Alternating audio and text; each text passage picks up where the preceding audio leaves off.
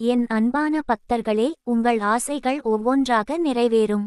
ஆம், உங்கள் வாழ்க்கையில் நான் உங்களுக்கு நிறைய மகிழ்ச்சியையும் அற்புதங்களையும் கொடுக்கத் தொடங்குகிறேன். ஏன் எப்போதும் உங்கள் முகம் மிகவும் சோகமாகவும் மந்தமாகவும் இருக்கிறது? ஏமாற்றும் நபரை விட உங்கள் விசுவாசம் மிகவும் மதிப்புமிக்கது. எனவே நல்ல புன்னகையுடன் நேர்மறையாக இருங்கள். நல்லது நினைத்தால் நல்லதே நடக்கும். ஓம் சரவண பவ. என் அன்பு குழந்தையே, இன்றைய வாழ்வில் நான் உனக்கு சொல்லும் வாக்கு. என் செல்ல பிள்ளையே, உன் வாழ்க்கையில் வரும் துயரத்திற்கு இன்றோடு கடைசி நாள். புரியவில்லையா? உன் வாழ்க்கையில் இருந்த அத்தனை துயரங்களும் விலக்கி விட்டேன். இனி நல்லதுதான் நடக்கும். நீ எதிர்பார்த்த வாழ்க்கை கிடைக்கப் போகிறது. இனி உன் வாழ்க்கையை நினைத்து கவலைப்படாமல் நிம்மதியாக இரு. நான் அனைத்தையும் பார்த்து கொள்கிறேன். ஓம் சரவணபவ. முருகா, இன்று எனக்கு அன்பு கொடுக்க எத்தனையோ பேர் இருக்கிறார்கள். ஆனால் என்னையும் வேண்டாம் என்று ஒதுக்கி வைத்து சென்ற சிலர் இருக்கிறார்கள். அனைவராலும் ஒதுக்கப்பட்டு உன் திருவடியை பற்றினேன். இன்று அனைவராலும் நேசிக்கப்படுகிறேன். வைரத்தை கண்ணாடி கல்லாக பார்த்து தூக்கி எறிந்தார்கள். நீங்களோ என்னை வைரமாக பட்டை தீட்டி சோதனைகளை தந்து அனுபவம் தந்து இன்று அனைத்தும் தருகிறீர். நன்றி முருகா, நீயே நிரந்தரம். ஓம் சரவண பவ.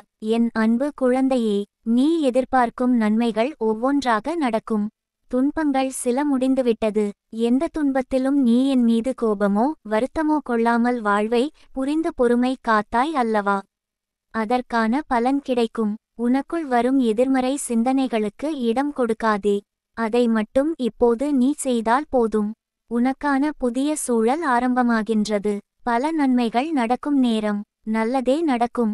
என் அன்பு குழந்தையே, நீ யாருடைய உதவி உனக்கு கிடைத்தால் நன்றாக இருக்கும் என்று மனதில் நினைத்து கொண்டிருந்தாயோ அவரிடம் இருந்து உனக்கு அழைப்பு வரும். அவர் உனக்கு உதவி செய்ய முன் வருவார். அதற்கு தடையாக இருந்தவைகள் இப்போது நீங்கும் நேரம். அதனால் தீரும் உன் மனப்பாரம். நீ என் பிள்ளை, உன்னை ஒருபோதும் நான் கைவிடுவதில்லை. சிறு தடை வந்தாலும் அதை உடைத்து மேலே செல்வாய். உன் பொற்காலம் தொடர்கிறது. யாம் இருக்க பயமேன்? என் அன்பு குழந்தையே, உன் தவறு இல்லை. ஆனால் உன்னைச் சுற்றி நடந்த எதிர்பாராத நிகழ்வுகளால் பொருளாதாரத்தில் நீ சிறிய பாதிப்பை சந்தித்துள்ளாய். உன்னுடைய அந்த நிலைமை விரைவில் சரி செய்யப்படும். உன்னால் முடிந்தால் யாரேனும் ஒருவருக்கு அவர் விரும்பிய உணவை நிறைவான அளவு வாங்கிக் கொடுத்து அவர் மனம் நிறைவடைய செய். அன்னதானம் உனக்கு பிடித்த மாதிரி செய்யாமல் உண்பவர்களுக்கு பிடித்த மாதிரி செய்து வா. விரைவில் அனைத்தும் மாறும்.